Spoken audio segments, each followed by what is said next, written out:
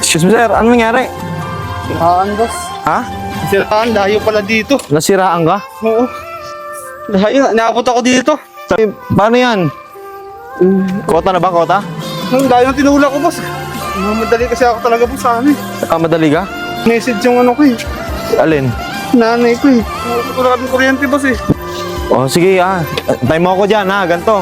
Diyan ka lang ha. Wait lang, diyan ka lang. Sir, pasensya na, medyo natagalan ako sa motor mo. Okay, ha? Di, kalma ka lang, bigas lang yan. Tapos bigyan kita ng Santon Gold Coffee Mix. Ito, kape ha.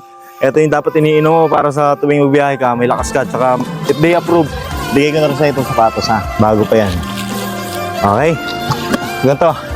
Gusto ko lang kasing tumulong sa mga katulad mo rider. Kasi dati rider din ako. Alam ko yung hirap at pagod niyan kapag wala kang kita. Okay. 1, 2, 3, 4, 5. 5,000 na. Ha? Ingat ka ha? Ingat.